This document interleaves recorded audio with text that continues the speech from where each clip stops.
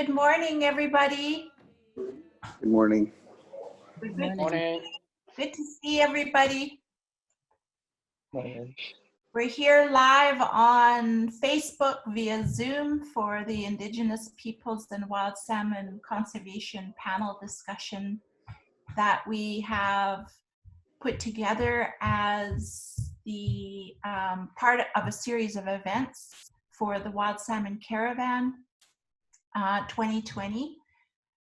Yesterday, we had an amazing ceremony with our hosts in the beautiful unceded lands and waters of the Tsilhqot'in and Squamish speaking peoples, otherwise known as Coast Salish, where I'm currently occupying right now in my kitchen. Kind of messy because it's been a flurry of activities. I've been busy with the Wild Salmon Caravan. And that was where the Tsilhqot'in and Squamish from the Hamusquiam, the Squamish and the Tsilhqot'in, who hosted us yesterday to teach us the proper way to give thanks to the salmon at this time of year. And helped us to give thanks and to just bring the people together to celebrate and honor wild salmon, our most important Indigenous food and cultural and ecological keystone species. And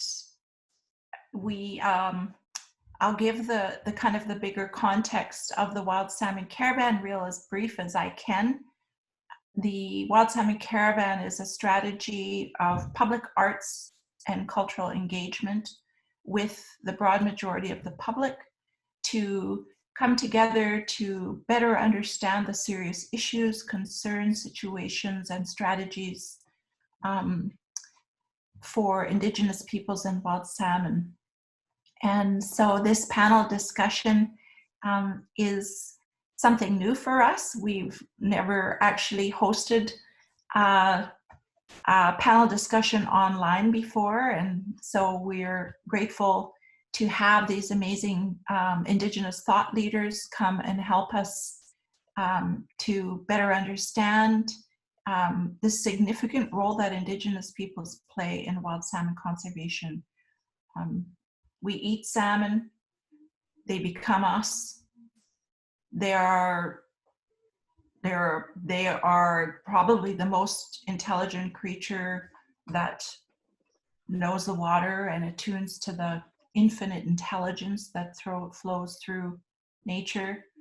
And so we cannot separate ourselves from wild salmon and their habitat in the water. And so we really here today to celebrate that and honor that with our panelists, who I'm super excited have come from all parts of the Fraser Basin and the Salish Sea corridor to come and help us to honor the wild salmon in thought and prayer. And so we are going to open with a song. So I've just shared with you the intention and of the ceremony that we've been in for the last several days with this series of events. And so in addition to the ceremony and the virtual procession that we live streamed yesterday from Coast Salish territory with the people that came to help us do that work via COVID protocols, we didn't invite the whole public to that because we needed to keep a manage of the numbers and the COVID protocols. But prior to that, we also launched an online art exhibit with over 20 Black, Indigenous, and people of color artists who we're featuring on our website. And that began on September 15th and will end on October 4th. And that's wildsalmoncaravan.ca. So I encourage you all to take a look at that. These artists are quite amazing in the way they're helping us to transform the darkness surrounding the industrial storm killing wild salmon. That is the intention, that is the vision of the Wild Salmon Caravan. And that is what we're here to do today, to talk about that from the framework of Indigenous experience from all the various different nations that the panelists will introduce themselves within their own respective territories.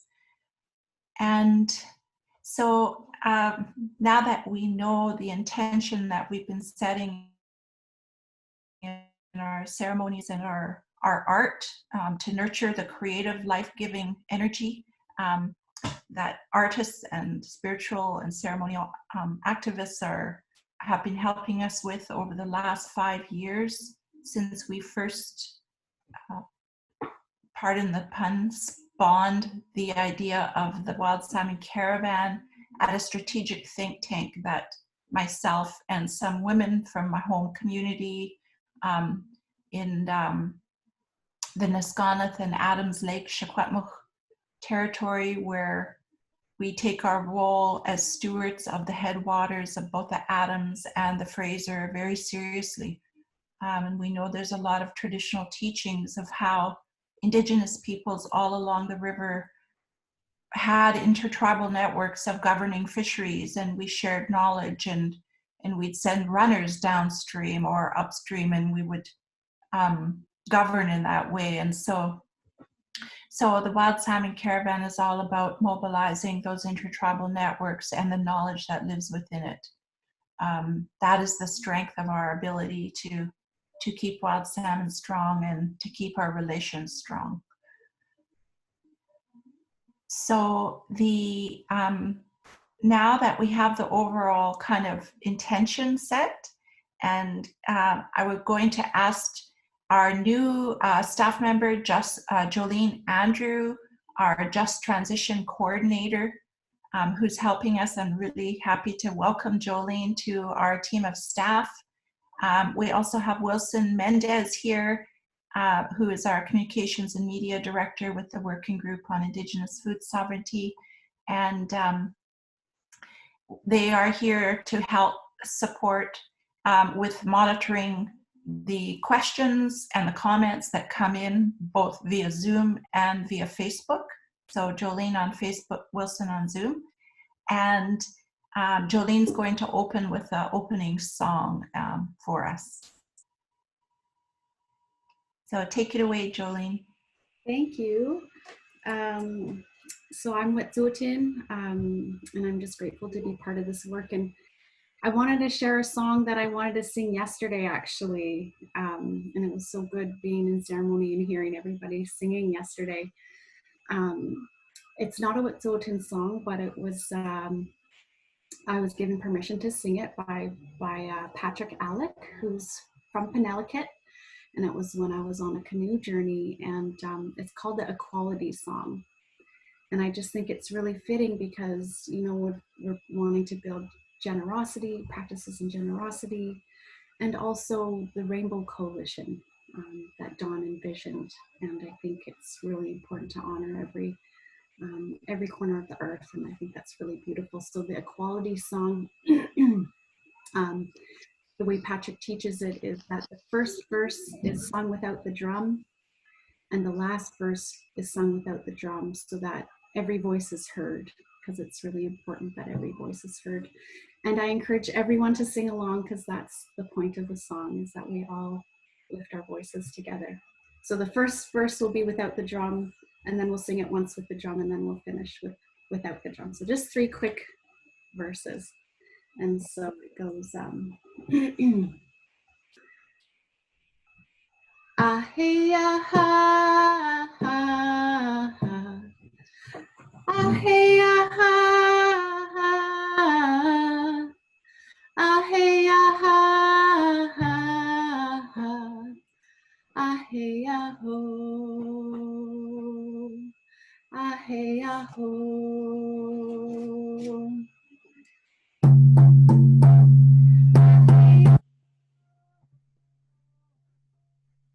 Ah-hey, ah-ho, ah-hey, ah-ho.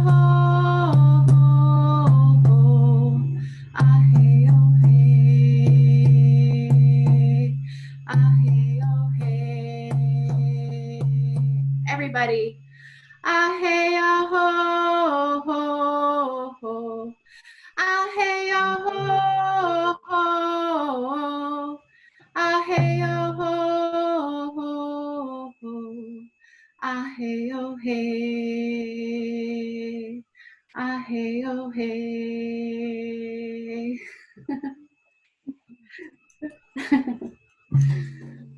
So Oh, thank you. I'm going to turn my video off and try to help monitor the questions and the quotes. So I look forward to listening to everybody have a good talk. thank you so much, Jolene. That was really beautiful. I'm really grateful. Okay.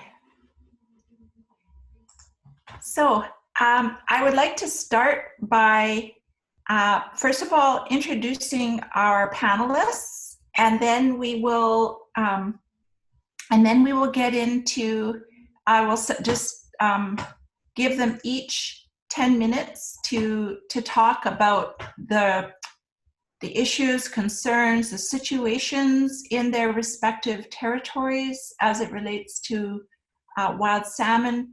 And for Peter Owies, who has joined us from South Africa, an Indigenous fisher person from a community in Doringbaai in the Western Cape of South Africa. I know that they don't have wild salmon in South Africa, but I'm really grateful that you came to talk with us about the situations and the issues and the concerns in your part of the world. And maybe we'll start with introducing you first because you're farthest away, Peter. And I just want to set the context and say that I invited Peter through an organization that I got to know on a cultural learning exchange that I went on back in, I think it was 2009. And it was with the Coastal Learning Communities Network from the East Coast. So Sherry Pictou, a Mi'kmaq matriarch who's done a lot of work on fishing rights for the Mi'kmaq people from Bear River First Nation, from her community. Many of us here in so-called Canada have heard about the Bernard and Marshall court case, which was a significant a struggle, for their people. Sherry Pictou and I, and a Cree elder, Alice Martin from the Athabascan First Nation, who was at that time in 2009 lobbying against the tar sands project and the impacts on their food systems. So this cultural learning exchange, we got to go to South Africa and learn how the Indigenous fisher peoples are working to have their rights recognized since the end of apartheid in South Africa. And that was when I learned that the system of apartheid was actually modeled after the reservation system in Canada, and there's books written about it in history. So I'm really grateful that Peter agreed to come and working through Massafundisi Development Trust, which is a really fabulous organization helping to mobilize and support the fishermen in their quite extensive network that they've formed. So Peter, would you like to introduce yourself and give us a little bit more, introduce yourself for us. Good evening to all. My name is Peter. I'm living in a small coastal village called Doringbaai, and I'm actually a proud Doringbaaier, as they call it in our area. Yeah, Don, thanks for the opportunity. I think somehow your industry, the sector, it relates to what we are facing here. And I think through this, we can be supportive to each other and maybe find some sort of ways in path it better for the Indigenous fishermen, as well as the, as we call the term here, small-scale fishers in South Africa. Yeah, well, I grew up in Doringbaai. I'm not actually a fisherman, but I'm more a coordinator for fishermen, assisting them with their challenges, their issues. Because you know that fishermen over the years, and as I know it, they're not that literate in terms of taking their issues and challenges to a next level, and actually bring it to the roundtable discussions to the right people, so that those people can hear what is happening and what they are facing on a daily basis. Yeah, the small scale fishers, it was quite a steep one for them to go in terms of make the government understand that this is their livelihood. This is for them to cater for their family, their households. But it wasn't an easy task to mention. Seemingly that what happened in the apartheid era, they was allowed to go fish, but it was bag limited. So some of the fishermen, indigenous fishermen, small-scale fishers, they believe that they was quite well off in a certain way at that stage. But as the years go on, but I also need to mention and put emphasis on that was driven by the commercialized sector, which means that they had a bigger shares, they had a bigger say in all of this. So for the small scale fishers, they become sort of employers, workers for the commercial sector. That was in the apartheid eras. So if you're not active and you're not bringing your working efforts to the company or the sector itself, then there was no room for you. So you must leave. And that actually destroyed families. It means that if you're not active, you need to go somewhere else, find something else to do. And that was bad in those years. I can speak for myself because my dad was a fisherman for 40 odd years. But luckily he completed his duties. So, but there was no compensation for them in those years. After working for such a long period, it means that you finish, there's no retirement fund, there's no something that you can go forward with. Seemingly that you give all your efforts, all yours, the companies. So that was the bad side of it. After 1994, things changed a little bit to the better for the fishermen, in the sense of they understand that they have rights, they need to fight for it, they need to stand up, they need to make a statement and say, listen, we are small scale fishers, this is our livelihood, please look into this. All this end up in a higher court, whereby the outcome of that sued actually the fishermen, what they called interim relief program for the fishermen. But they were sort of limited to that. And that came with a lot of regulations, legislations, and everything. And past 1994, things seems to better for them. But it's slow, because they talk about transformation in the industry, but it's slow going. It's not, they're sitting now with the interim relief for almost 14 years. In the meantime, they need to focus on the implementation of the small-scale fishing policy, which is not where it is as the outcome of the court case.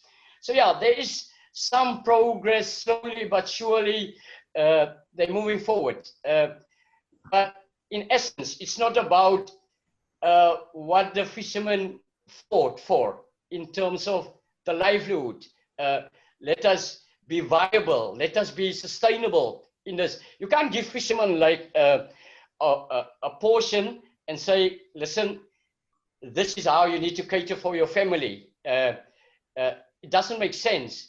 It's sort of a cripple effect for fishermen. It's not that they are moving forward in this.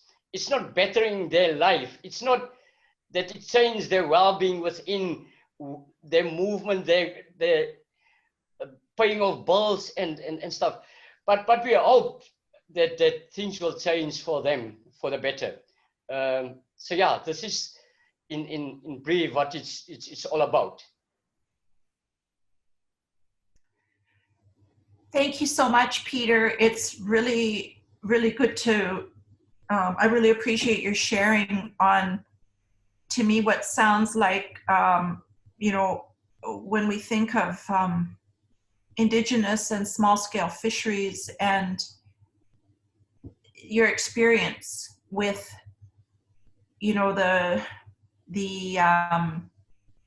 proclamations that various governments make to address, you know, it was named apartheid in South Africa. In Canada here, they don't name it as that, but it really is a similar, same kind of system.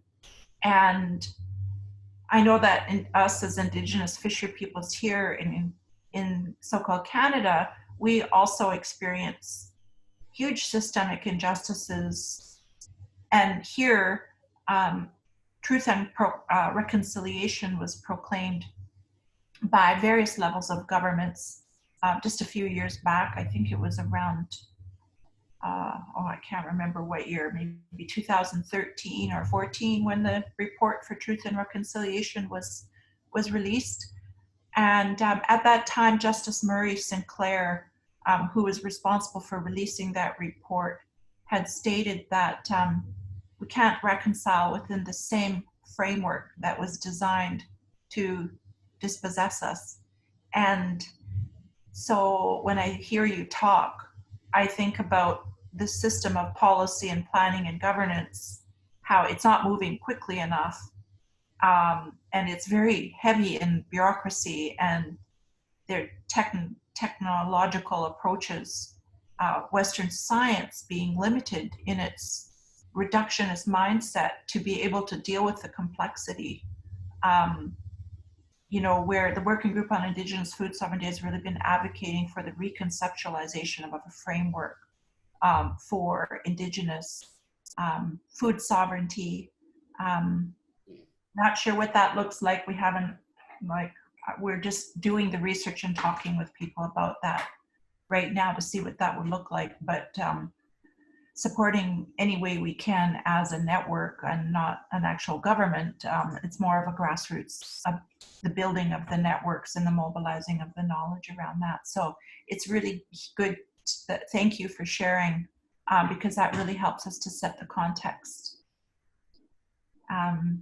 And so I'm just going to go in order of my screen here.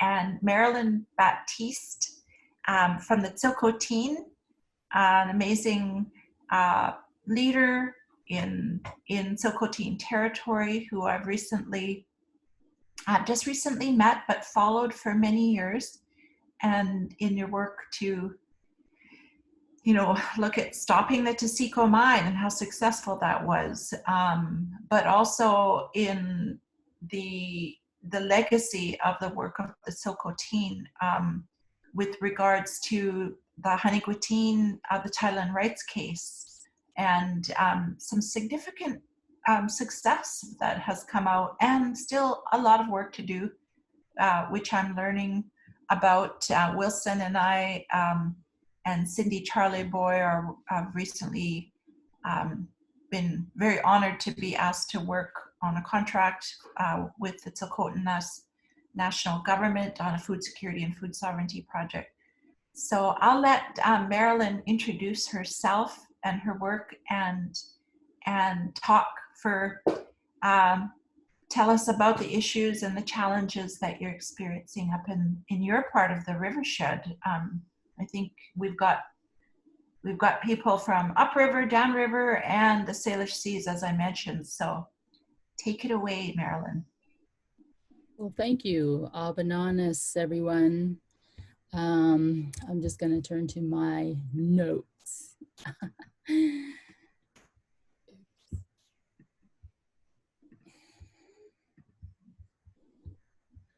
Well, first of all, I would like to say thank you to our ancestors for allowing us to be here in our territories with our lands and our waters, our wildlife and our wild plants, our way of life. I am Marilyn Baptiste. My mother is Marjorie Shook, and my late dad is Marvin Baptiste, who is chief since before I was born. And I guess, actually right now I'm working as an Nankai planner, and this here is my granddaughter, my second granddaughter, Abigail.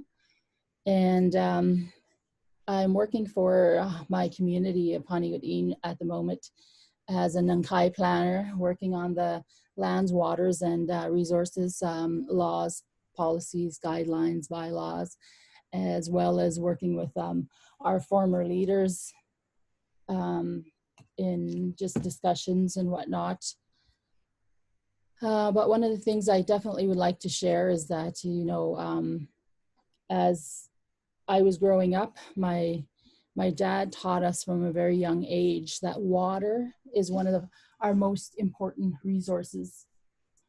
And he also said that the fish farms were gonna impact our wild salmons. And he is absolutely correct. And I've always wondered, how can we help in that process to protect our wild salmon?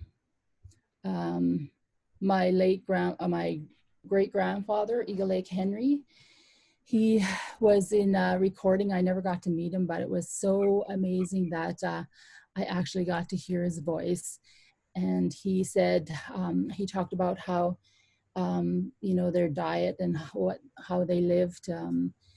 They ate dry fish, dry meat, berries, a lot of wild vegetables and things like that. Very, very healthy food, better than what they eat nowadays. And he's absolutely right. And also just, you know, for reflecting on the fact that our people have always relied on our salmon and our lands and our waters. Our elders on the north side of our territory, close to the spawning grounds of the Tsilhqot'in run, Madeline Lulua and her late siblings, Doris and Kaz, they always lived out there, never lived on the reserve and stayed near the rivers. And they were like our protectors there. That is really important. That our people have always, you know, let our leadership know what is happening out on the land and the waters. And our salmon, our connection to the salmon and is a part of our health as Indigenous peoples around the world. You know, it's our physical, mental, spiritual, and emotional health. It's a part of our way of life. And it is our way to protect first and foremost, and to take only what we need. And it was really cool and really important for me to hear Darrell Bob, one of our people from Tsilhqot'in, one of our 6 Tsilhqot'in communities, in a water laws workshop in 2019. She shared that, and it was so important to hear her. Even though, like, I know that because that's a part of our teachings, and it was so cool to just hear it. And the more we can speak it, pass it on, the stronger we are to help protect Mother Earth and our wild salmon. Those teachings are so, so important. Our elders and our former leaders, they do not appreciate, they do not like what the stress that is being put upon our wild salmon from DFO. And it's not just this year, it's been for so many years how the government system has been impacting our wild salmon. You know, the canneries on the oceans in the beginning of time, and then DFO, they hold back our salmon down at the mouth of the Fraser, and it impacts our salmon runs and impacts them getting to the spawning grounds. And the Big Bar rock slide that happened last year, it's not the first time something like this has happened on the Fraser or on the Tsilhqot'in. We had, how many years ago, a slide at Farewell. That was quite devastating, but it's not the first time that it's happened. And our salmon have lived through that. And I have to say, the Tsilhqot'in salmon, they have, as the science has indicated, the Tsilhqot'in salmon have the biggest hearts. And they have a very long journey that they travel through the oceans, and traveling through waters where the fish farms are has been impacting our wild salmon as well. And that is really huge. And a lot of times it's not always seen, but as my late dad said, you know, those fish farms will impact our salmon, and that is what is being proven, including the climate change, right? The warming waters, those things are impacting our salmon. And how do we work together with these kinds of things to help to bring back the health and the wealth of our wild salmon? One of the things that I have been very fortunate to be able to participate in is the wild salmon journey on the Fraser River with Eddie Gardner, my late niece Marie and Gilbert and I joined them, and it was something just beyond my imagination. We learned to walk on water. But I have to say, during this time, from our former leaders, our elders, and our people back home, the biggest issue that we see and that we're really feeling, because like I say, our salmon is our health in all ways. And just to go to the river and be able to fish is a part of that mental wellness. And to have DFO come there and harass our elders, take fish away from our people. And it's been like that for how many years? So, you know, how do we work together with governments and in this process to protect our wild salmon? You know, DFO needs to stop the commercial fishery on the ocean now. With the Big Barb rock slide, they're stopping our elders and our people from fishing. And of course, we're not going to take, you know, fish. A lot of us are not taking any fish. We're not even going to the rivers to fish. We'll go to the rivers, of course, but not to fish. But they continue to allow these big commercial fishing boats on the ocean to continue to rape our wild salmon while in river, you know, we're shut down. That doesn't make sense in any way. A part of this, I mean, DFO needs to get the fish farms out of the wild salmon's waters now. That's where, I mean, I've worked with my brother, Chief Bob Chamberlain, and with the Union of BC Indian Chiefs, as well as Chief Bob had started the Wild Salmon Alliance, an important process that needs to continue. And DFO and every person needs to stop polluting the waters of the ocean, the rivers, the lakes, and the streams. It's every single one of our responsibility. You know, shut down the vessels on the oceans. That's one of the first things. And everybody, of course, will say that's, you know, stopping progress. Well, let's bring it back to the basics. That's what I have always learned, is bringing it back to the basics. You learn from our elders who stay on the rivers, who live on the rivers, or live in our territories, and they're independent, and they live with the basic needs. That's my time's up. But that is one of the simple things, is getting back to the basics, as well as our leaders and our voices need to go to the Pacific Salmon Treaty, to every single level, the highest level and all levels within the Pacific Salmon Treaty, because that is an impact that stresses our wild salmon as well. And then with Chief Darrell Bob, I just want to say that at one point we are going to come together as nations in Black Dome. We've been talking about this for years, and we want to make that happen. And I look forward to that day that we can come together at Black Dome. Awesome. Thank you so much. You covered on a lot that I think, yeah, it's really challenging the governments at, I like how you say, at all levels, and pulling out all the stops. We've never seen wild salmon come home in our territory in the Secwepemc in this record low numbers. We've never seen it, even just in my lifetime. And I don't consider myself an elder, but I've lived long enough to see the drastic changes. And I know when I hear you speak, this is grieving. This is a grieving for us. And so we definitely, I'm with you on pulling out all the stops at all levels and getting back to the basics. That's a pretty key message that we've been stressing that our Indigenous food economy, our salmon economy has been a subsistence economy.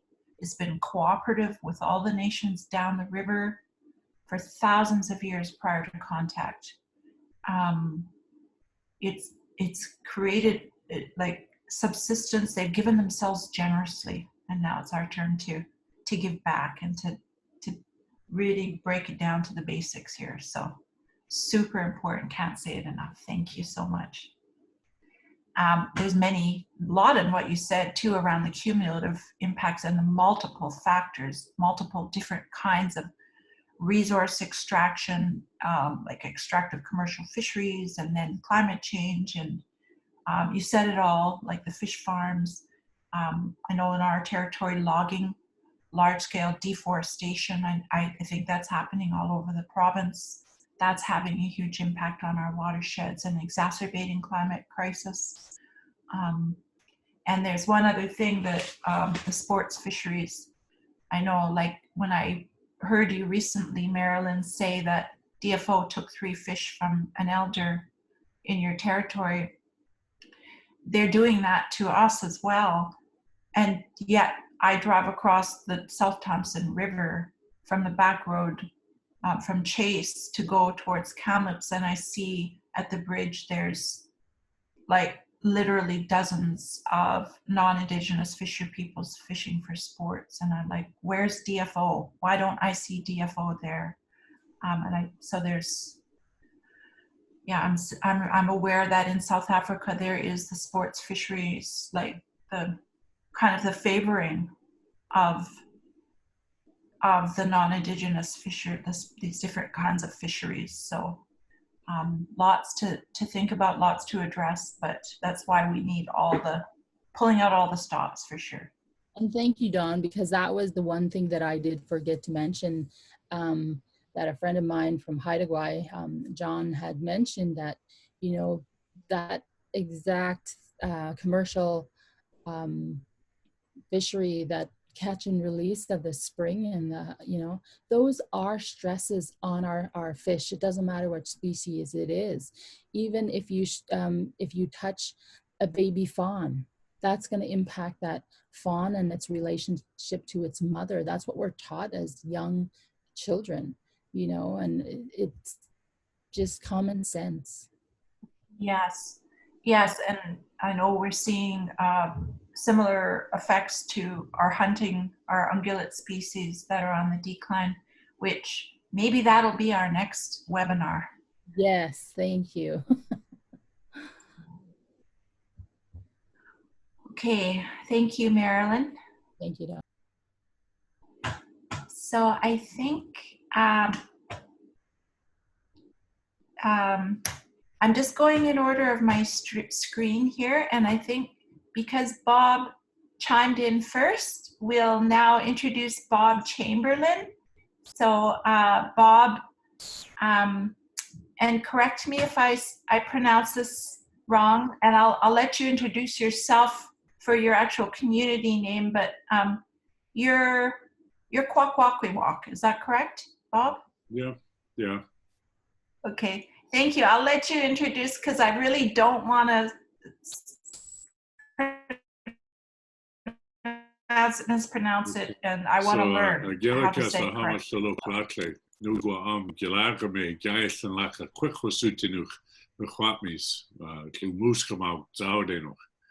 My traditional name is Galagame, and I'm from the Secwepemc and Tsilhqot'in peoples, which are part of the Muskemog Tzawadeno.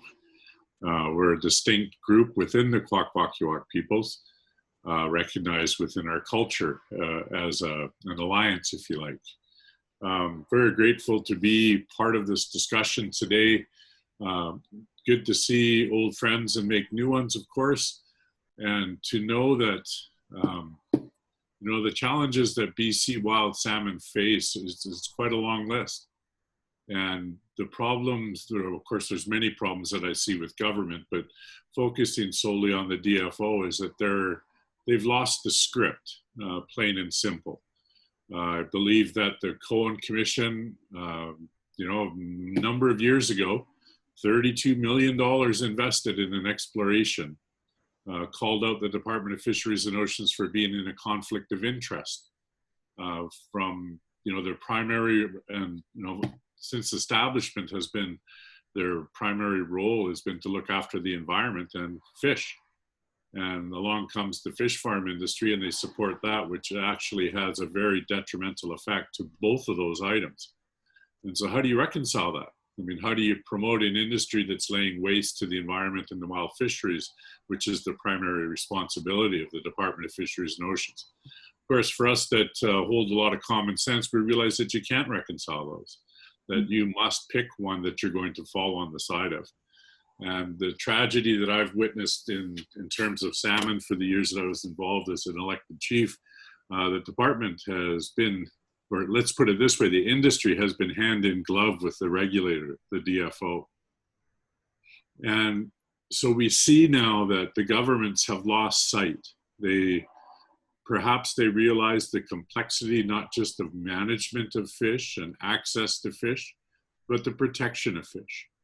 And, you know, when with what Marilyn had spoken of earlier about taking what we need, and that has, you know, I remember when I was a commercial fisherman, it was a really good thing to do every summer is go food fishing. So, you know, members of my family had enough food fish to get through the winter. And, you know, during today's tough economic times, you know, long before the COVID-19 pandemic arrived, our people have been struggling. It's well documented, well studied, well understood, just the government's unwillingness to respond to it. And I've always stated that heightens our dependence for our very survival. Not to be dramatic, but our survival is dependent upon access to our traditional foods. And of course, the government has enough instruments around to properly look after us, but they choose not to. We have constitutionally protected rights. We have Supreme Court of Canada rulings that are supposed to guide the government in decision making in an exercise of articulating what those rights look like. But certainly in terms of wild salmon, it just hasn't been the case, where, you know, we've had a number of different things that have come about over the past years, a greater understanding of those impacts. And we still see nothing. I mean, today we have a DFO minister that's from the East Coast of Canada. And with what's happening out there with the Mi'kmaq people, or Mi'kmaq people, and the lobster fishery, you know, it's supported by their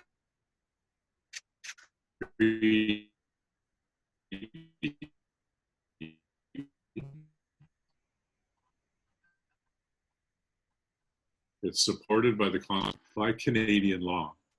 And so they've gone ahead and done a fishery of their own, a very modest fishery, you know, where they've given out 6 licenses and each license has 50 traps. Well, that doesn't even make up one. Like if you add all those traps together, it doesn't even make up the total of one commercial license, where there's hundreds of these licenses. But what it comes down to is the government's inability to really implement Supreme Court law. Their own laws they disregard.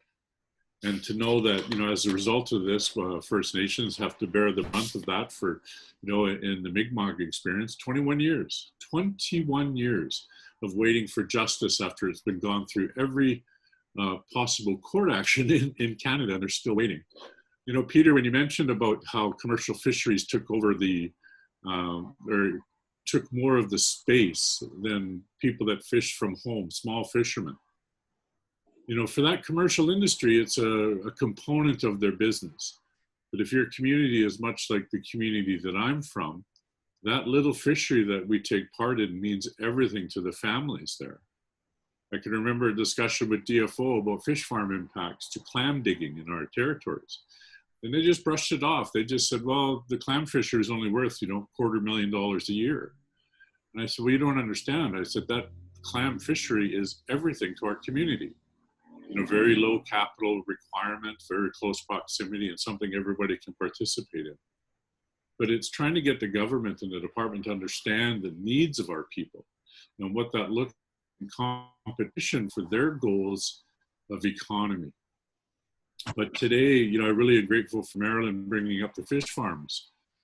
In our territories, which are the Broughton Archipelago, the north end of Vancouver Island and head east, we've implemented the United Nations Declaration on Rights of Indigenous People, first time in Canadian history, where we developed a shared decision-making model that sets a table of transition for 17 fish farms.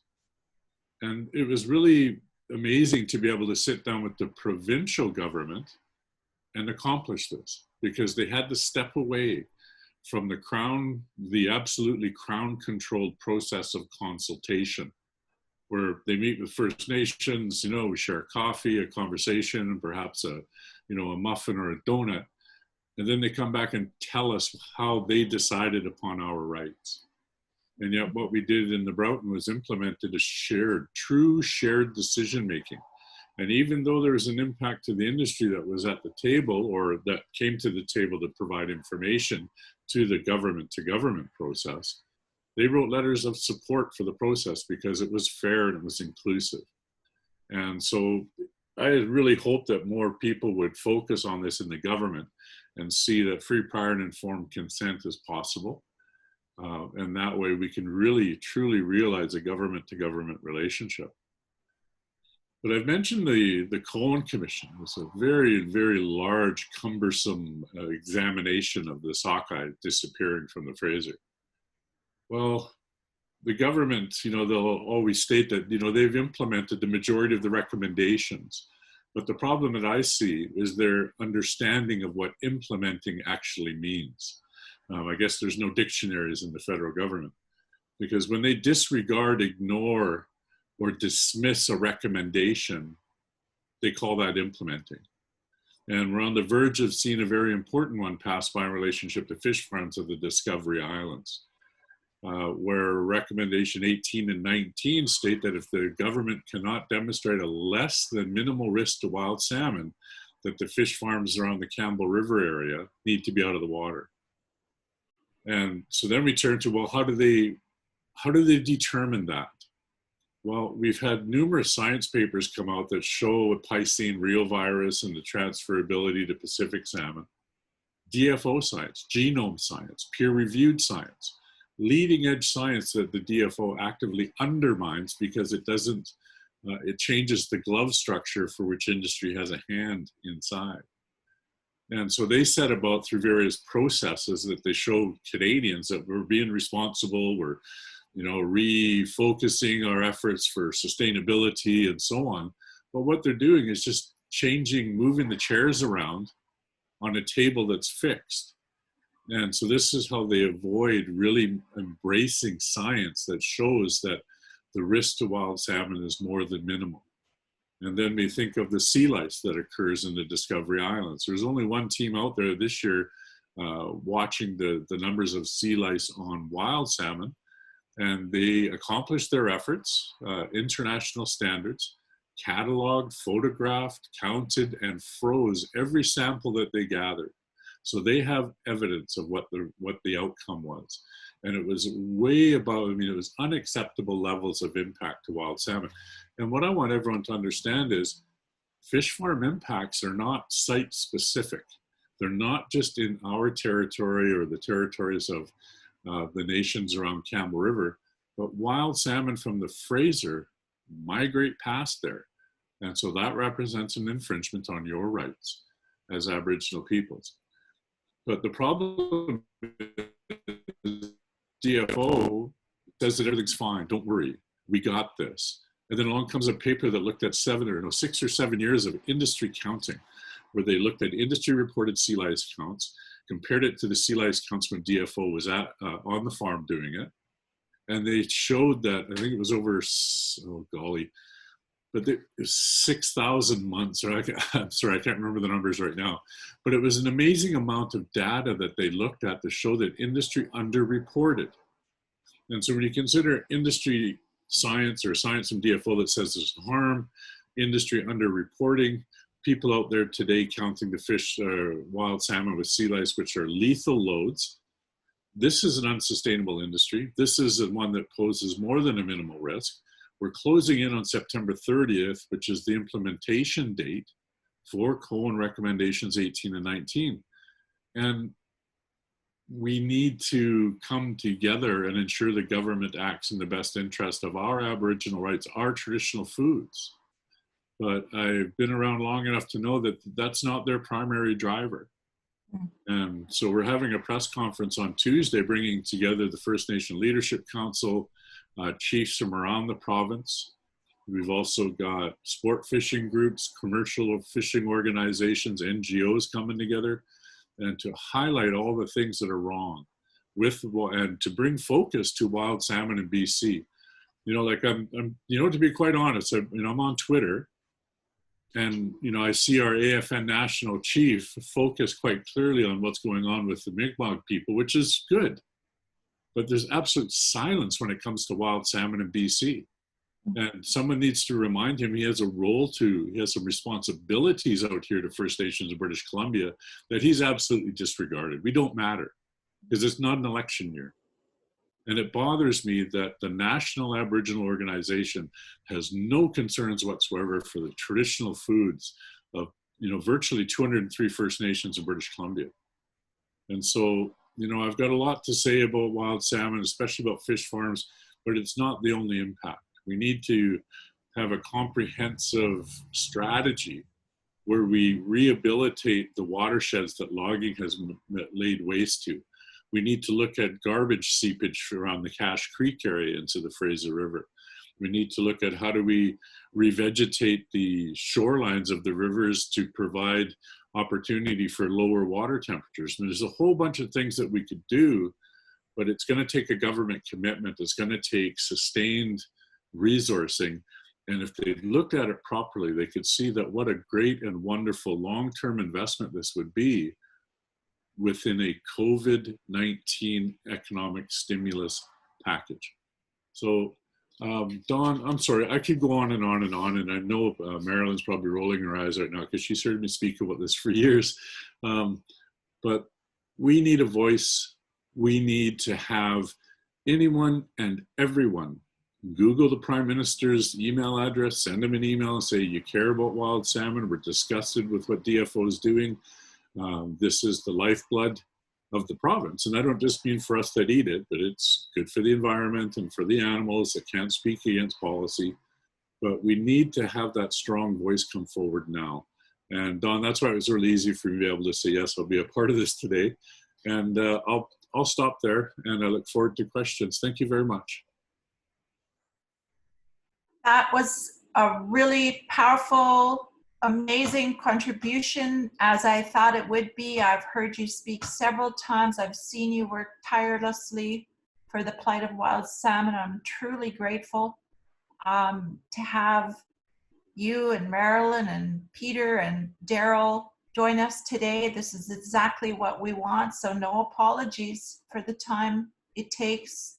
I know we're trying to function in a colonial reality and Western concepts of time and nature and humanity, and that's what got us in this mess. But I think we need to also be present with what you just said, and I really am truly grateful. And you said a lot, And I'm not surprised because we're aware the Working Group on Indigenous Food Sovereignty has been working more recently to intentionally work within different food systems networks, food security movements, food sovereignty, even the global food sovereignty movement, which is how I came to learn about the work in South Africa and many other countries around the world that we've represented within the global food sovereignty movement.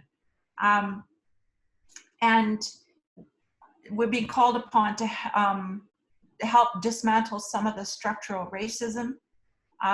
You know, we've come to learn there are researchers, we're working on trying to consolidate our networks and our researchers to help support a lot of what you just said in terms of systems change and reconceptualizing a framework that does not favor a white supremacist narrative and corporate control of our land and food system, because that's what policy, that's what DFO, that is what colonial governments have been favoring all along. And that is, you know, when I hear about, you know,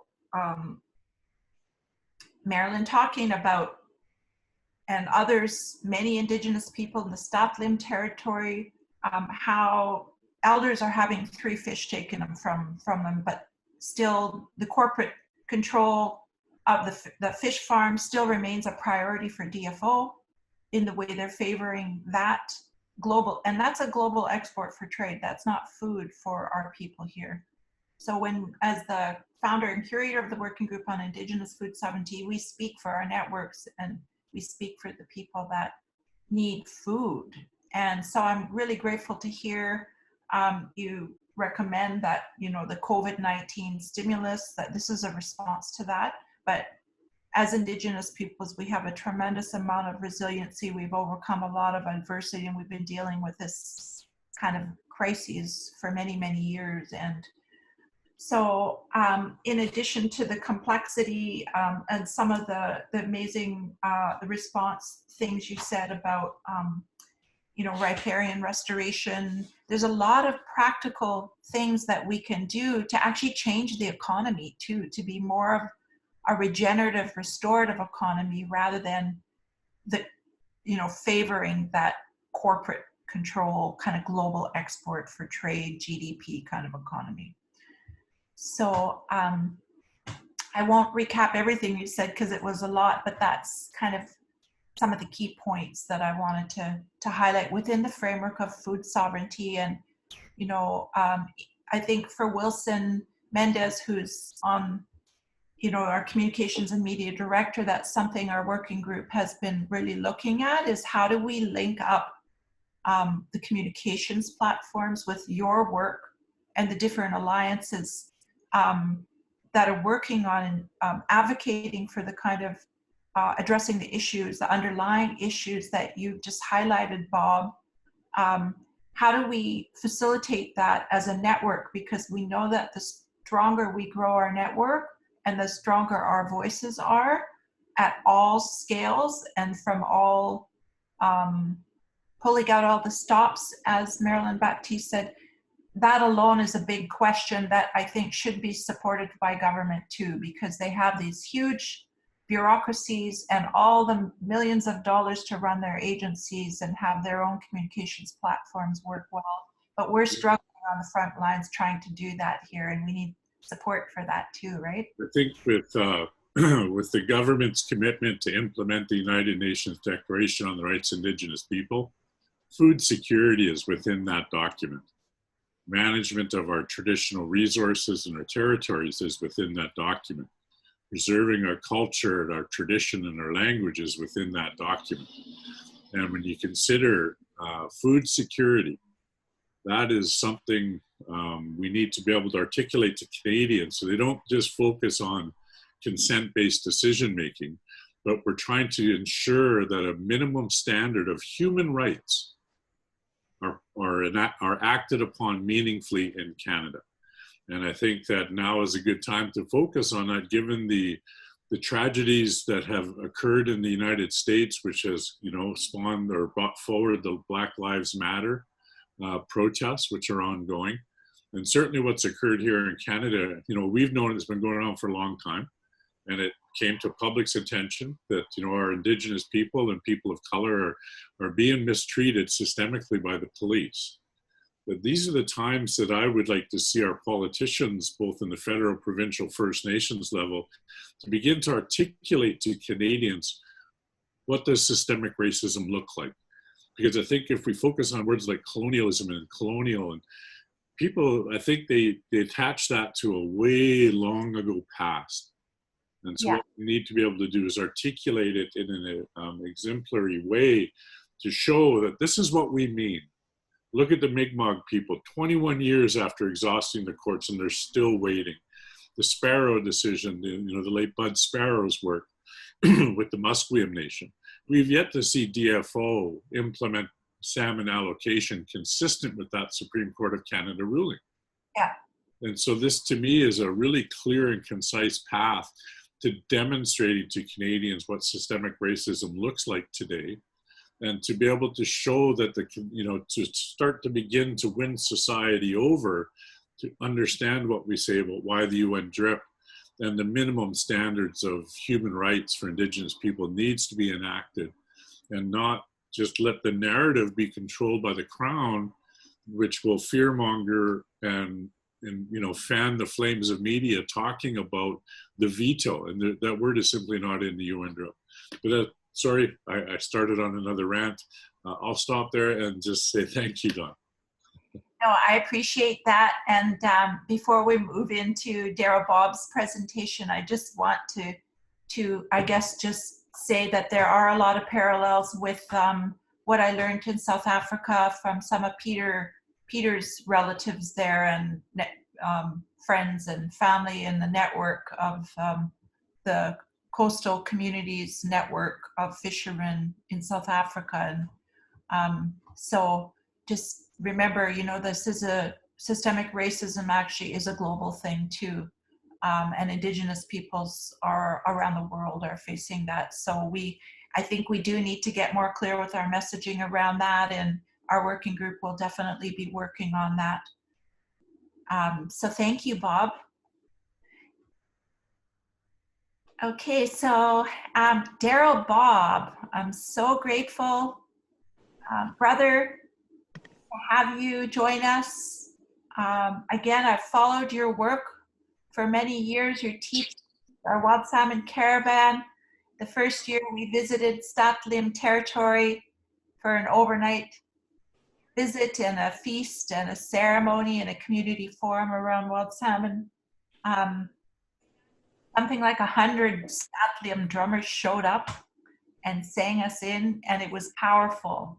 And we had the opportunity of traveling to your territory to be led in ceremony at the river and to learn from the deep, deep wisdom of your people down at 6 Mile and Bridge River. And so I would really love and grateful that you've joined us, and love to learn whatever you have planned to share with us in terms of the reality of Indigenous Stewardship fisheries.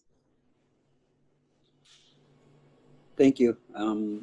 Hello, everybody. It's good to see you all on the panel. I just, being a former leader in our community, and listening to some of the discussion this morning so far, it's amazing, for those of you that know me, I'll try to be as gentle as possible in my statements, because no, I can't. You know what it is? It comes down to this, and I always quote this from Tsilhqot'in, former Chief Gary John. You got to stop managing the Indians and start managing the fish, DFO. It's the bottom line. Mm-hmm. I'm a believer that when I was in tenure, I would think every time the government brings something to the table, to talk about. It's something they want to negotiate. That's what it comes right down to in politics. And you know, we had natural laws. We had laws amongst tribes. We had laws that broke wars. We had, you know, in all of this. And in natural law, you know, to me, to break this war amongst people on the fish, you know, it's the fish. That's what it comes right down to, the fish.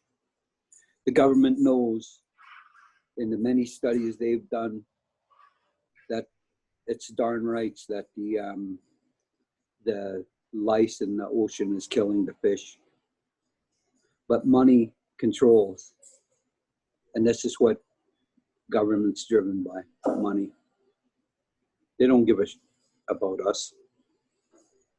They don't give a about the sports fishermen, the commercial fishermen. We can put that battle aside. And I encourage people to listen to this. We can put that battle aside for another day. Let's get the fish back up in the numbers. We have to understand that the whole idea is to kill the fish. They kill the fish, they kill the Indian.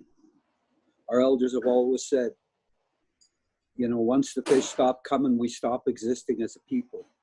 And we have to come back together and unite, as Chief Marilyn said, you know, the tribes along the Fraser have a treaty. Leadership implement that treaty, come together and talk, you know, agreements. Chachlip, when I was a leader there, and the current leaders now and the current leaders behind me that taught me, never signed an agreement with PFO. One of the things that I would always say is that when they sign agreements, it's basically for commercial, social, and ceremonial. I would ask this question of you people: what is social and ceremonial? When you start putting ceremonial into law, you are negotiating something sacred. You can't. It's not yours.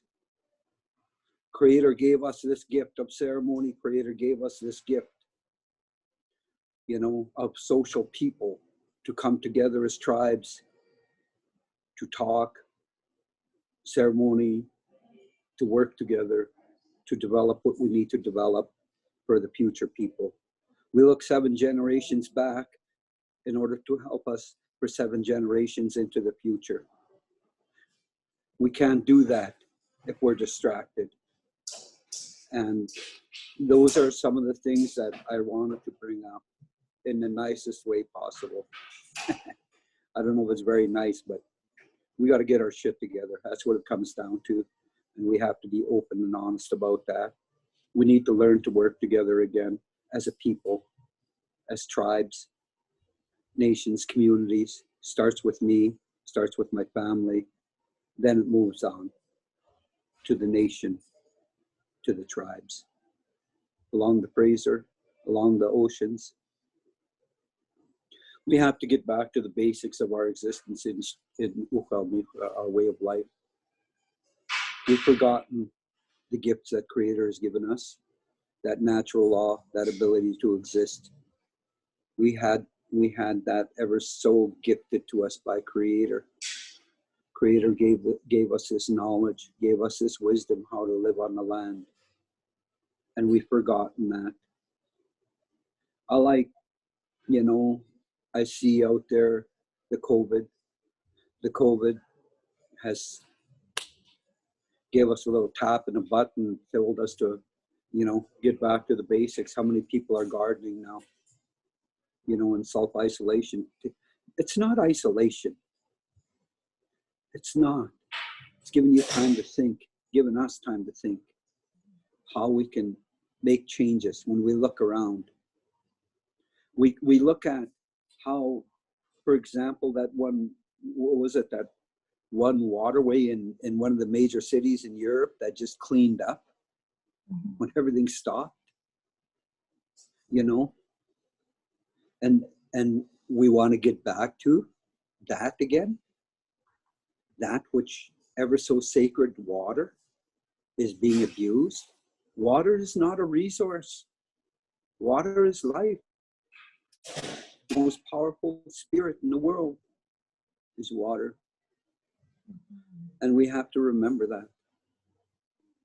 You know, I just wanted to say that and in a good way. But we also have to realize that we do carry that responsibility. You know, our community doesn't stop fishing. We just take what we need. And I know it's hard for other communities, but the elders have always told us at home, when you stop fishing, you stop existing. So take what we need, leave the rest. You know, I haven't went fishing this year. I respect that. We have low numbers. Some people make those choices and buy that in a good way. You know, one of the things that's gone out of people's minds is Mount Polly. And that's gone quiet too. You know, these impacts that are happening on the land that are gone ever so quiet, that are impacting the fish. And there's a lot of them. This is one of the major spills, you know, and who's paying for it? Not the mining company, you know. Those guys that are bringing in the sea lice from different countries, they're not going to pay for it, you know. You're going to get sick. People are going to get sick from this, you know, they say shit rolls downhill, excuse my language, but it does. And that's what they're eating, the bottom of the pile. And they think it's normal. And that's not good. That unhealthy food and the chemicals they're putting into it is not good. But it's okay because there's agreement signed. And the agreement has nothing to do with good food. It has to do with what they call good money or good economics. Good economics is going back to the systems we had, keeping our systems internal to us. Just take what we need, we share, we look after one another. Those are the things that I think we should get back to. There's a lot we can talk about, but I agree with Bob, you know, those recommendations. I mean, you know, people should be really getting on this government. I mean, they paid, what, 26 million, Bob, to do this study? To what? Shove it under the desk? To make people feel good for a minute? Think they did something? No, doesn't work like that. You know, action speaks louder than words. You know, and our people, we have to come back to the land, you know, get back to a good way of life in gardening and doing that. Yeah, we need to work. We have to. It's you know, the society, but do it in a good way. Make the changes necessary to look after Mother Earth. Come together as nations.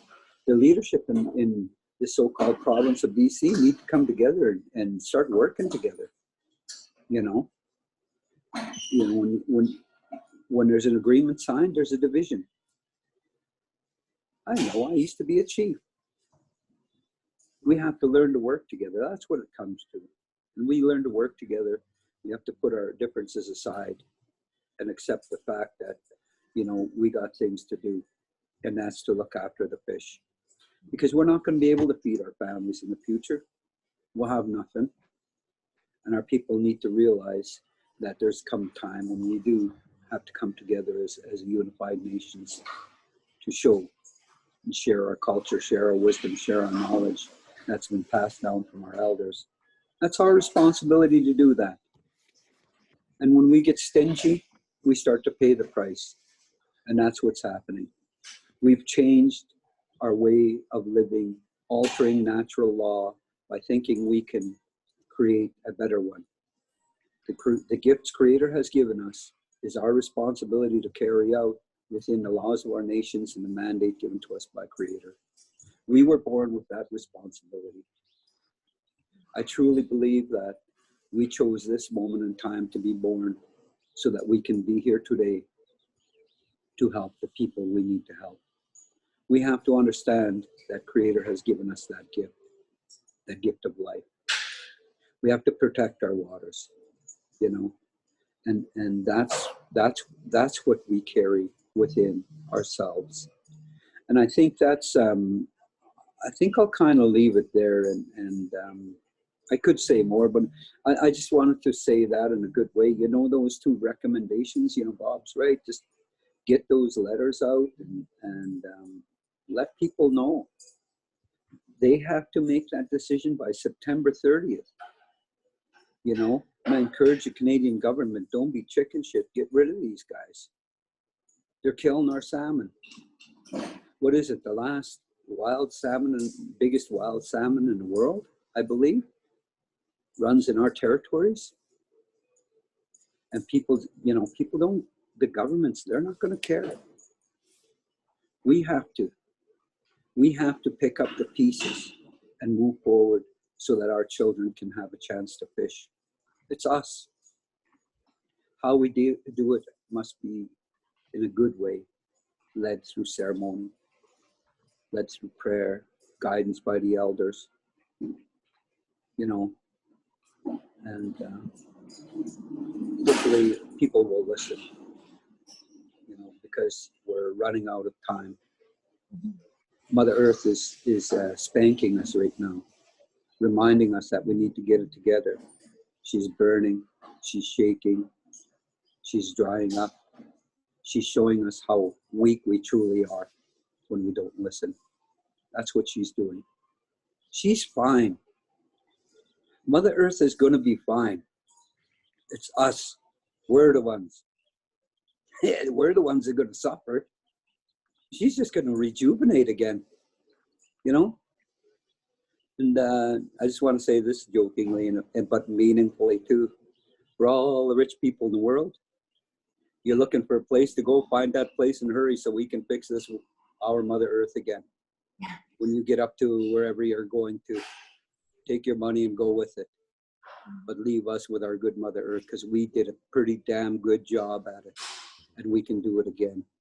I encourage our people to make the necessary changes in your life so that you can help in a good way. I'll leave it like that, sister, and all the family panel there, you know, thank you. I'm not going to ask forgiveness for my bluntness, because if I did, that won't be me. You know, our people got to get it, and support that government changing the implementing recommendation 18 and 19, and let's get her done. Anyway, all my relations, thank you. Cook's Jam, Darrell. So I really appreciate your directness, your bluntness, your truth telling. You know, that again, it goes back to really stating clearly that truthing is the first most important step to reconciliation, if and when reconciliation actually can really happen. Because I heard Bob say in his talk that you can't actually reconcile corporate values with food fisheries. Like, there's two different systems of values here, and some of them are irreconcilable, but we can't even get to that conversation until we truth it. So I think it's very, very important what you just said. We are in a crisis.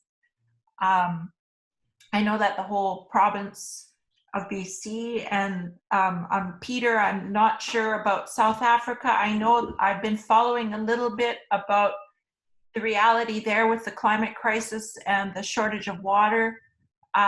Here it's been fires.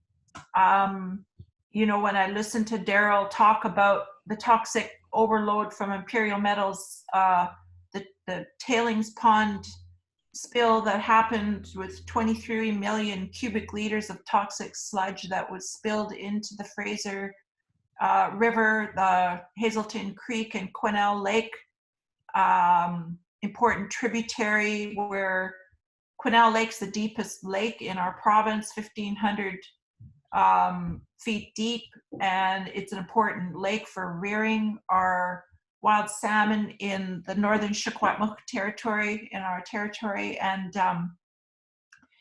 but you know, that toxic sludge going into the river, the toxicity, the farmed fish have been called one of the most toxic foods on the planet, from the way they're fed in those cages that they're being kept in. They're meant to be migratory species. They migrate, traditionally would migrate thousands of miles. And I know that for you, Peter, the snook, and you can correct me if I'm wrong in how I pronounce that, but the snook in South Africa, the main fish that you fish is what to you and your Indigenous fisher people there, what wild salmon are to us here in so-called Canada. And so in addition to the disparity and the injustice, the systemic racism that favors the corporations and non-Indigenous fisheries who enjoy the highest levels of comfort and food security and wealth in the country over Indigenous peoples who have been here for thousands of years and have followed our original instructions, many of which Darrell has highlighted for us. Those are all very serious things that we need to truth. And so again, our working group looks forward to, it's given me ideas for future webinars and potential projects that we can develop to link up more effectively and work in unity as Darrell has called on us to do. And I think of my sister Jeanette Armstrong, who I had actually invited to join the panel, and she would have been here. She said yes right away, but then she went back and checked her calendar and realized that the Tsilhqot'in people, the Okinawans, have brought salmon back to their territory through ceremony and through a lot of this hard work and working together with their nation and the governments in their territory to bring wild salmon back. And the annual ceremony they have every year is actually happening today at the same time. So if we can hold them in our thoughts and our prayers. But I thought of Jeanette because the very first Indigenous Food Sovereignty Conference that we organized was in partnership with Jeanette, and it happened at the Anauken Center, which is the Indigenous Arts and Cultural Post-Secondary Education Institution that Jeanette was a really large part of founding, and it just made me think of the word Anaukenwe in their language, which Jeanette would more appropriately translate it for herself. And given that I'm not Okanagan, I'm Secwepemc, I just want to say, though, my understanding of what that means is to Anaukenwe is a process to which everybody's voice is heard, and that it's an understanding that even if there's dissonance and disagreement, that it's sometimes the voice that's least heard that has the solutions and that has the newness of ideas, that has the innovation that we need to make change. So when I think of bringing us together to work together, I like to just remember that, because it's been a big part of what's helped us to ignite this Indigenous food sovereignty movement. So I know that there was a lot more in what you said there, Darrell, but I really, really appreciate it, and thank you. I want to just double check with everybody. I'm happy to see that Eli Enns has joined us from the Nulth. Apologies, yeah. No apologies needed that you're here now. We're just happy about that. You look like you're in a beautiful setting outdoors. I'm envious because I'm indoors in East Vancouver and getting go be leaving for Marilyn's territory just after this call for some work up there. But is everybody okay to stay until 12:45? Yes. Great. Are you good, Peter? Bob? Okay. Darrell? Yep, I'm good. Okay, great. So I want to give Eli a chance to talk for about 10 minutes about the challenges, the issues, the concerns, maybe some strategies that or recommendations you would make that you would bring to this circle. As you may have seen in the email, the overview of we've got Peter Owies from Doringbaai, South Africa, Bob Chamberlain, Marilyn Baptiste, Darrell Bob, and we've got our Wilson Mendez, Joe Andrew, and Heather Lamoureux working on tech support from our working group on Indigenous food sovereignty, and our host of this webinar, the Zoom account through Vines Art Festival, and who's sponsoring that part of the call, and Heather Lamoureux's representing that organization. So if you want to just jump into it, Eli, and introduce yourself the way that you normally, that you want to be introduced, and talk about your work, that would be amazing. Awesome. Thanks, Don. And yeah, so my name's Eli Enns. I'm from Tsilhqot'in, New Nulth on the west coast of Vancouver Island on my father's side of my family. And my mother's from Winnipeg, Manitoba. She grew up on a farm in Manitoba and came out west in the 70s. And my schooling is in political science. I studied the Canadian justice system, particularly the Aboriginal Justice Inquiry of 1991 was something that I focused my studies on, and constitutional law and geopolitics, in looking at how you know, the nation state that we call Canada today, how it has evolved, and in understanding the nature of you know like Section 35 and the implications of that in terms of you know, nation building. I have two organizations that I primarily do my work through. One is called the Secwepemc Foundation. This is an Indigenous non-governmental organization that is education-based. It's around knowledge mobilization and capacity development for the protection and promotion of biocultural diversity. So that's that confluence between biological diversity and cultural and linguistic diversity, and you know, like in Indigenous economic theory and practice.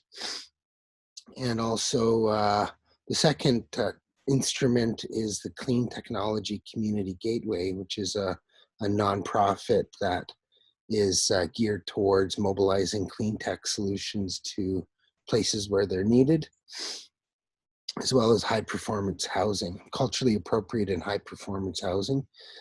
And then just recently took on a position with the University of Toronto in partway through the pandemic. So I can do my work from here in Victoria, but that's with the Center for Global Engineering, and looking at reconciliation through engineering initiatives. So applying the capacity at the University of Toronto in the engineering faculty to working with Indigenous peoples in Canada to address some of the, you know, I guess we'd call them wicked problems in terms of community infrastructure and you know, overall regional economic development. So those are the kind of, I guess, three main capacities. And now I'm a father, and I'm also a grandfather. So that's who I am. That's an introduction to myself. Amazing. You're doing a lot of work, and we hold you up in that. We know that as Indigenous peoples, we're on the front lines of finding solutions to some of the world's social and ecological crises. And we don't do that alone. We're here with you. We're supporting you. We want to, the working group on Indigenous food sovereignty, would like to take what we're learning from you all today to figure out how we can hold that work up and support it and link it and build the capacity so that all this amazing work that's happening will feel supported by a community, by a collective mind. And so I'm really grateful to have you here to come today to be a part of that collective mind. And if you could maybe give us an overview of some of the challenges and issues. And we spoke the other day I was grateful for the time you gave me, because I really, really appreciated what you were saying there. Mm. Some of your teachings around salmon and water, but also some of the realities and your thinking as an Indigenous thought leader. Yeah. So, what we had spoken about is something that my relative Levi Martin shared with me when we were doing a design charrette around a post-secondary institution, like an Indigenous post-secondary institution, and he was sort of challenged in the workshop to talk about what in the Nuu-chah-nulth, because he's a fluent Nuu-chah-nulth speaker, and so he was asked what, from a Nuu-chah-nulth perspective, what kind of words could we use to articulate the work that we're trying to do with this education program.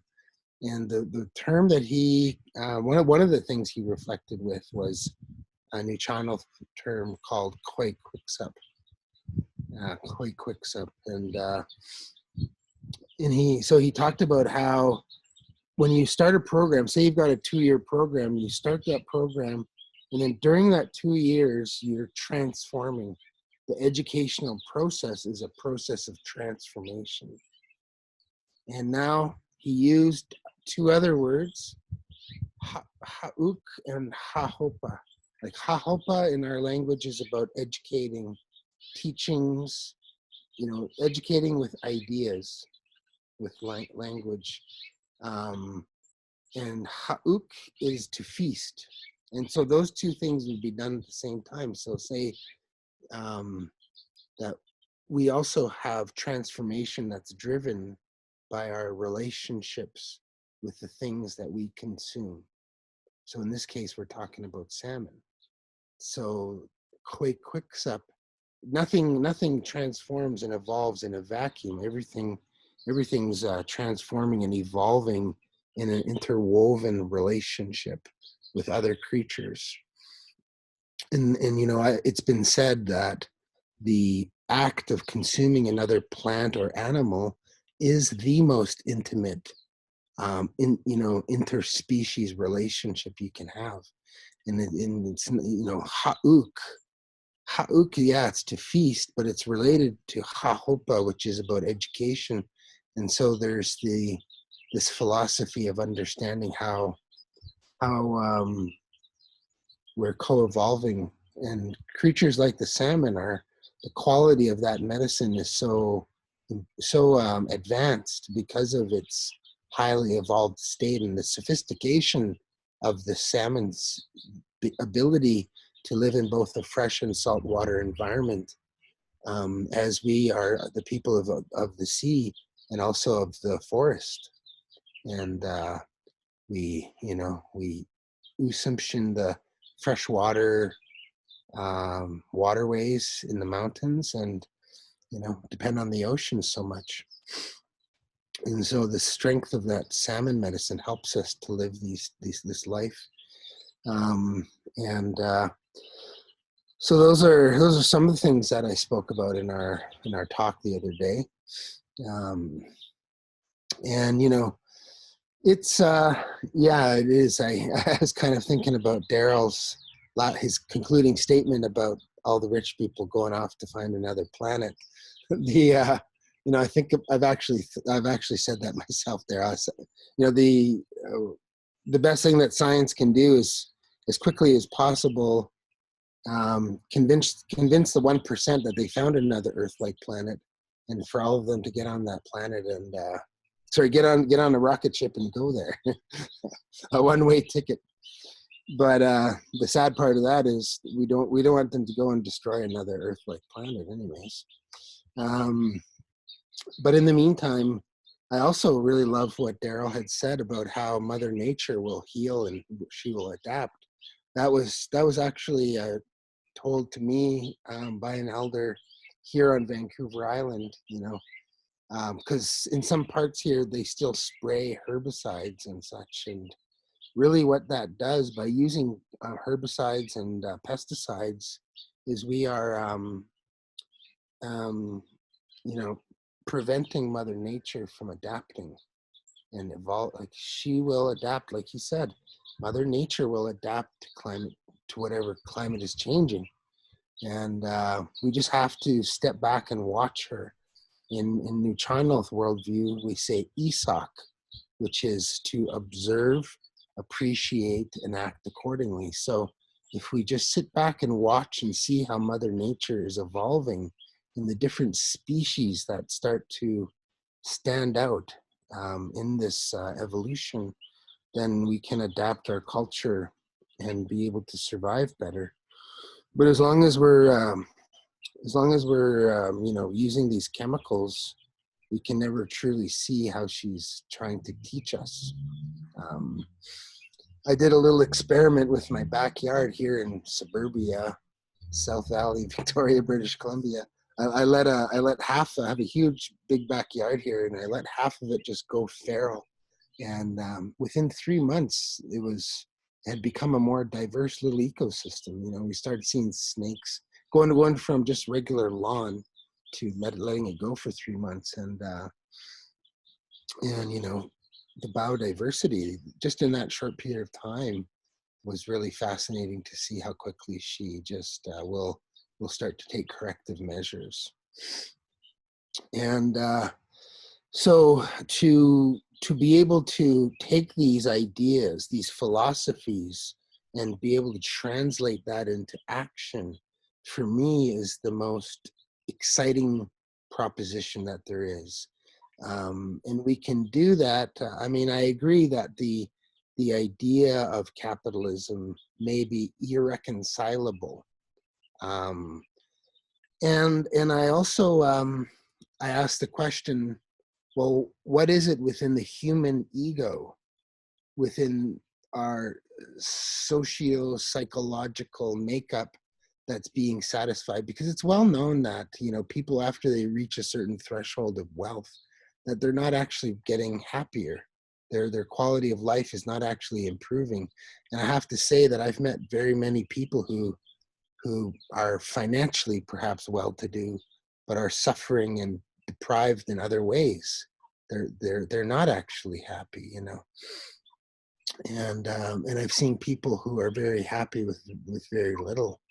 So how can we hahopa the newcomers are, you know? And my niece Giselle, she says that, she said it really well. She said, we're still in the period of early contact.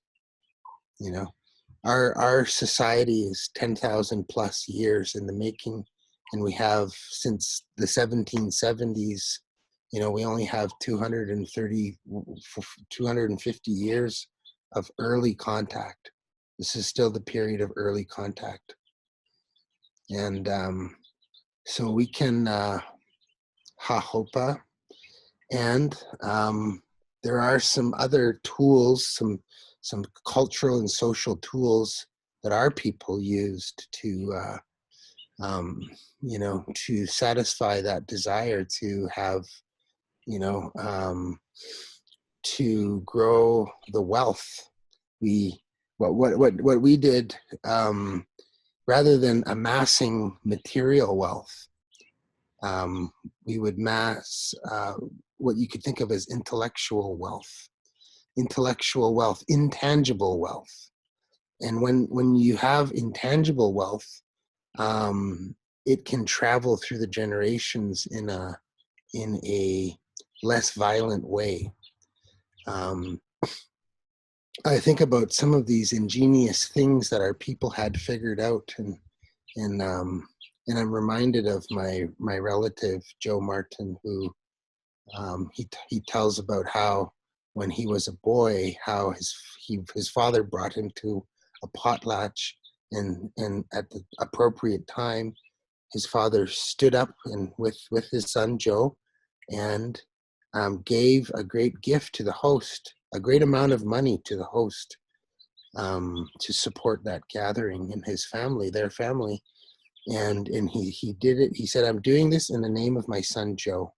And Joe was just a little boy at the time, but he experienced a great amount of just a great sense of well-being. He felt so good about himself, and he remembers very clearly all the old people saying, "Oh, thank you, grandson. You are so generous.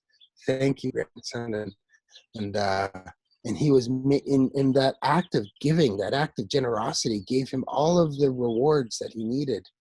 And ever since then, he's just been very generous, and he was acknowledged with that. And that's how our people were taught to be generous. Well, this society teaches people to amass hordes of material wealth. It's like cancer, right? And flow energy and resources should flow like a system, in a system, not get clogged up in one part of the system. And that's what these people have. That's what they've done to themselves, you know. And so there are a lot of teachings that our people have to help figure out that psychoses, you know. I mean, I'm not saying it's going to be easy. It might be easier just to put them on a rocket ship, and, but you know, it's interesting because some of the prophecies that I've heard from across this country predicted that things would get really bad, and that when that time comes, and we're on the brink of self-destruction as a species, that the great grandchildren of the newcomers will come to us and they will ask for help. And the old people, the people who told me this prophecy, they said two things. They said, so when the great grandchildren of these newcomers come and ask our people for help, two things. One, we need to make sure that we still remember our teachings and how to live in a good way, how to do economy better than they're doing it. And number two, you've got to have enough compassion, and that when that time comes, that we're not standing there saying, you know, I told you so, or holding anger, or, you know, and I know this is easier said than done, but and it can be quite frustrating, but to have that love and compassion so that when the great grandchildren of the newcomers come, that we have the forgiveness also in our hearts to pass on those teachings. And you know what? Nowadays, I meet a lot of young people who are from the Canadian society that did the most destruction here. And they want, the apple is falling far from the tree. And there's a lot of these young people that are just, they know from their own family unhealthy dynamics that is not a good way to be. And they're looking for our leadership now. Anyway, so I find some hope in that, I suppose. And so the main thing that I've been doing to forward this work is through Indigenous protected and conserved areas. We call them tribal parks where I'm from. And this is a modern day innovation that is guided by very old teachings. And so I'll leave it at that, Don, and see if you have any questions or reflections or what have you. Wow, so rich. We are rich in our knowledge as Indigenous peoples, and the meaning, the deep, deep meaning that we bring as the oldest living memories of what it means to live in right relationship with this place, with our places where we have our ancestors still speak to us. Mm-hmm. You know, and I hear that loud and clear through you, and thank you so much for sharing. It's powerful and important, and I do have a lot of hope for the young people that are coming to this work in the food systems networks who want to make change. And you're right, it is a lot of sometimes frustrating when we have to, and hard to find that in our hearts to to be able to hold that space where their fragility and all of much of the trauma that I think that really is probably deep down in their ancestry, and when that gets activated in their ancestral memories, I think there's a lot of fragility and hard things that come up. And I've been really trying to challenge myself to be in that in a good way and honor myself in that work, because it's hard and we have to take care of ourselves first and foremost. In my language, we say Canuchin stewt and Tsilhqot'in owls. And Canuchin stewt means we've got to take care of ourselves first, because if we don't, then we're not able to contribute to the collective health and well-being of the whole. And we would otherwise become a burden to the tribe if we can't take care of ourselves. There's a lot of contradictions and paradox in this work, but I think always bringing us back to those core, what it means to be a better human being, knowing that we live in an expanded concept of family now to the whole of the human race, that we're all looking at our fate here.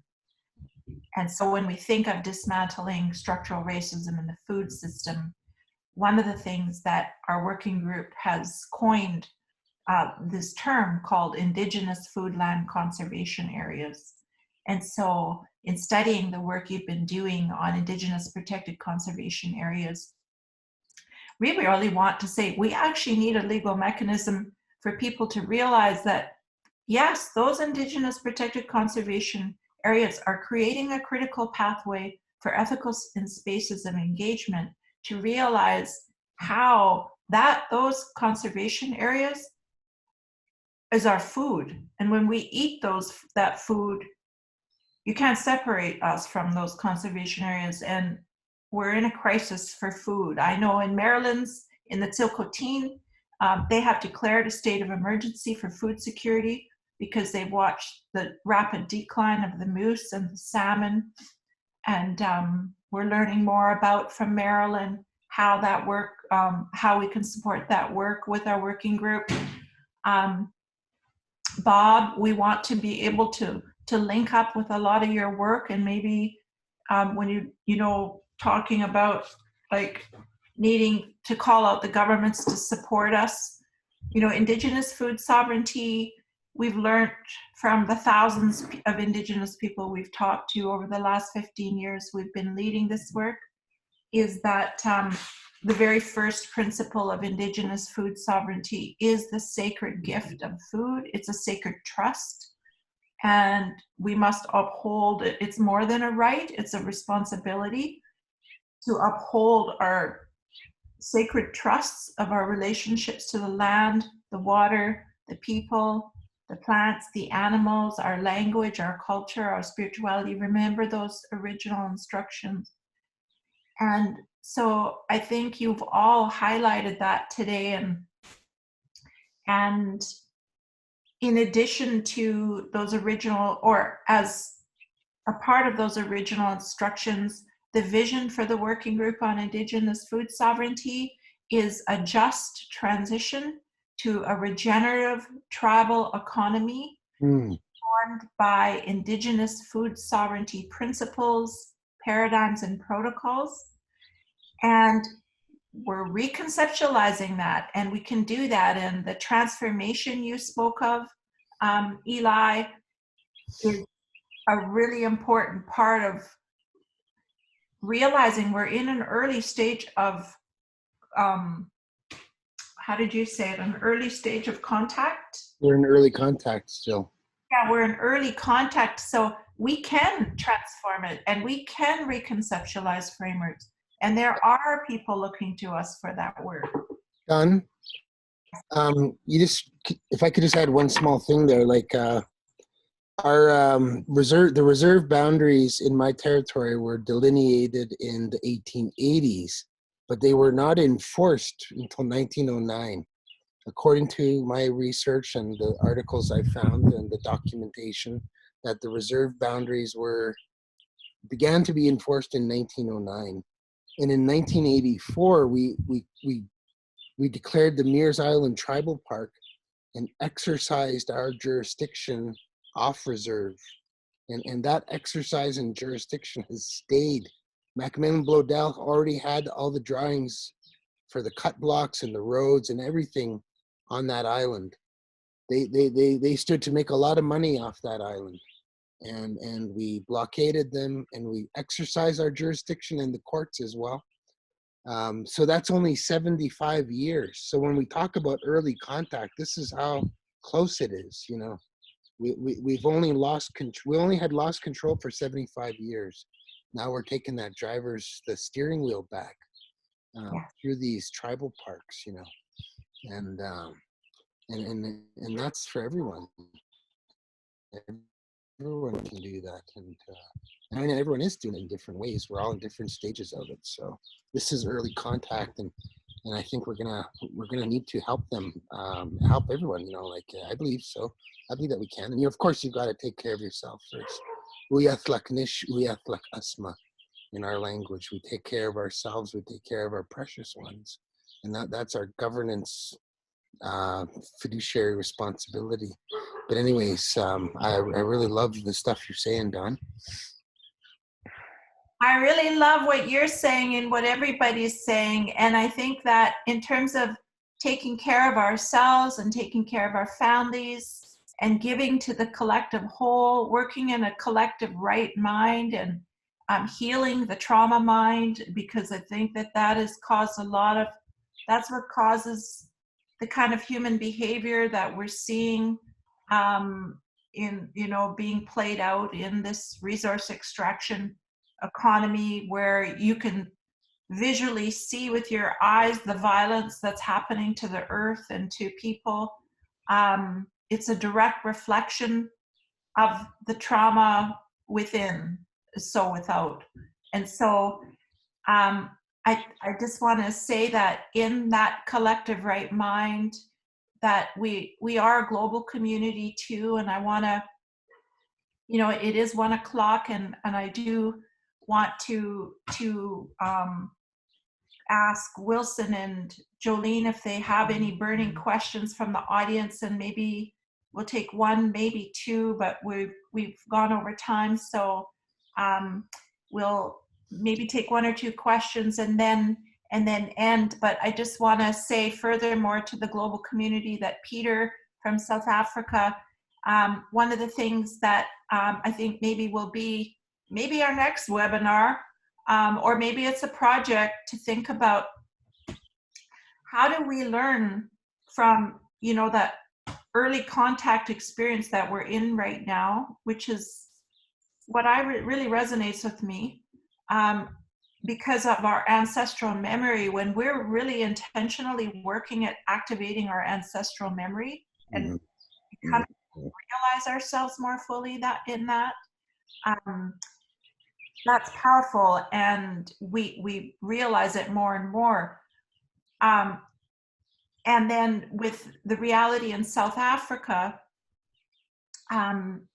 we know that the just transition is a translocal. It needs to be translocal, meaning it's global and it's local at the same time, because the climate crisis, the corporate control of the food system, these are all global realities. It's the global domestic trade product of the GDP of the, you know, capitalist economy that's dominating the World Trade Organization. And I know the late Arthur Manuel had one of the only amicus curiae briefs accepted to the World Trade Organization with regards to the how Indigenous peoples are subsidizing the export of softwood lumber to the US, because logs are taken from unceded lands, and we're not getting any compensation or being included in any of those kind of economic decisions. And so bringing it back again to the translocal is realizing, you know, with Peter, I would love to continue the conversation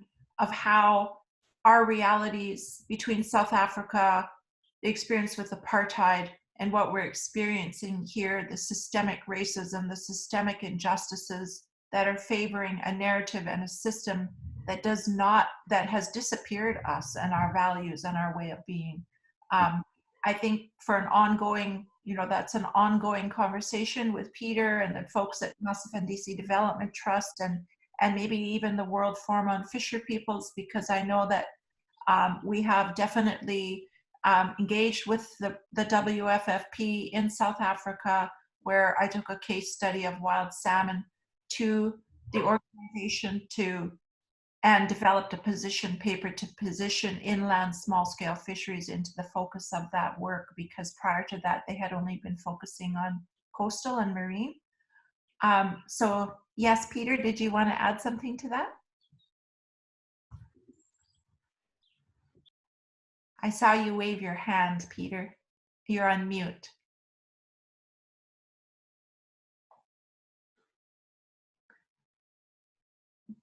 Peter, were you going to add something to that? I saw you wave your hand. You're on mute. You'll have to unclick your mute. There you go. Sorry, Dawn. I just disappeared there for a while. Yeah, the saddest part of this all, once people put in all these efforts, and fishermen themselves, indigenous fishermen, went to sea, put in all that energy, time to go do the catches, the daily catches, come back to shore, and just realize that all that efforts to put food on the table, it's not the reality itself. Meaning that you get, then the buyers came in, they decided the prices, how much they want to pay. So it's not the fisherman's say at the end of the day, and put sort of a price to their efforts and what they put in for the day. So that is the sad part. Even coming back to the small scale fishing policy, the thing that people, the elderly ones, they put in all that, and at the end of the day, they became disease situations. They left us, and the household itself don't see that benefits for that fisherman, that the leadership that actually put in all that time and energy to path the way forward and to change things and to put a concept together and how they believe that will bring the necessary benefits. So for us, it's actually for myself, it saddens us in terms of how the government's bureaucracy systems works, and not realizing that this is a genuine livelihood. People depend on it, and it's their way of living. It's their way of earning something. It's coming on for ages. It's a tradition. It's culture. So yeah, that is the saddest part of it all. But we mustn't lose hope on this. There is a bigger picture for them. It just asks for genuine commitment and support, and even on the political spectrum, your political leaders, we need to get them on board and engage with them, have open dialogues and discussions, and bring out the importance of the what it means. Because somehow I believe that they not really understand that this is a livelihood, and they don't care. Of course, it's their systems, their strategies that change things around. Coming just back on the snook, it's as they reckon, it's not a valuable species, but if you look into the deeper side of it and the reality and what value you can add to that, it will become more like something that fishermen can see as a earning for them, because you get it like in summertime, wintertime, so it helps through the year. But the focus now is more on one species in the basket, so they have a basket of different species. So the crayfish is more the valuable species that goes to the foreign markets, and but there's a lot of even in the whole system itself it's manipulated by the bigger guys and those who have the monies, and the small scale fishers just need to accept, and that is the bad of it. They just need to accept. Oh, they are the permit holders. They are the ones who have the say in this. It doesn't happen like that. It's like they are controlled by these bigger guys, the commercialized sectors and so forth. But we just need to, as I said, get more structured. And I'm quite grateful for such organizations like your Masvundise, Coastal Links, that speaks for the fishermen. And I must add, this is the first time, I think, in history that within South Africa that fishermen was given the opportunity to participate in their inputs and designing a policy that they suits them. But now the department itself, the government changed that around, and they want to enforce what they think is the best practical manner for, to do this and implement it. Yeah, I'm looking forward this coming weeks, what's going to happen with and see what they trying to do, because they already had some situation where there was chased away with this protesters that was this past week. So the message is clear. And I must add even this, fishermen went through a process within this policy where they sort of identify fishermen, and this is the list that came out. But if you go and look into the list, it's not catered. It didn't cater for the genuine small scale fisher, because you still have, as I can say, not fishermen people on the list, which is not fishermen. And this is a worrying issue. And there was various requests put to the department in order to oversee this list and look into it and say, and that is what frustrates fishermen in terms of the government doesn't listen to them, although the inputs is there and guidelines in terms of how we want to move forward. It's frustrating for them. So yeah, I hope that for the by Friday we will have a better insight in terms of where we're at and what needs to be planned accordingly. So yeah, fishermen just need to take a stand and say, this is it, this is how we see it. Yeah, that's it on. I just want to add that because the list itself exclude genuine fishermen from partaking in this, and yeah, it's worrying. And it happened all over. Although they implement within certain provinces these small-scale fishing cooperatives, it's not working at the moment because the constitution within that itself, it's not speaking to the fishermen. If you became the sea situation, the breadwinner, you die, then those, it's not to say that the benefits will go to the household. So we're trying to put on a fight that say that if fishermen, the breadwinner is no longer there, then it needs to go to the household. Because what will happen to the household if the breadwinner is not there anymore? So it's frustrating, Dawn. Yes, because it's so systemic and it's been instituted within the different frameworks where your struggle and the voices of the Indigenous fisher peoples that Masvundise and Coastal Links have been working to raise are not being implemented. And that's what we heard as well from Bob, who talked about, you know, the implementation, and I think it was Bob or maybe it was Darrell. But there is definitely a lot of parallels from what you're saying, Peter, which is, we're deeply grateful that you could join and share a little bit in that. I know that this is really just a snapshot. And I hope that our relationship continues. It's always been my intention to, you know, when our working group on Indigenous food sovereignty builds relationships with Indigenous nations, we like to maintain them. And it's also a lot to maintain across the span, the other side of the planet. You're over there in South Africa, and it's a long ways away, and spirit knows no time or distance. We're also actually very connected. So I'm grateful that you were able to join us today. I'm really grateful to all of the panelists, to Marilyn, to Bob, to Darrell, to Eli, and I'm grateful to our team, Wilson Mendez, Joe Andrew, Heather Lamoureux for their technical support.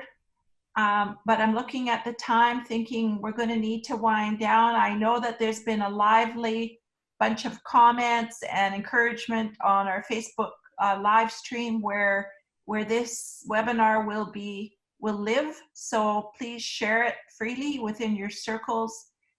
We want to be able to mobilize the knowledge and the networks that are needed to make the necessary changes in the world and to really fight back to end the system of apartheid in fisheries governance, whether that's in so-called Canada or in South Africa, with the small-scale indigenous fisher peoples and your plight over there.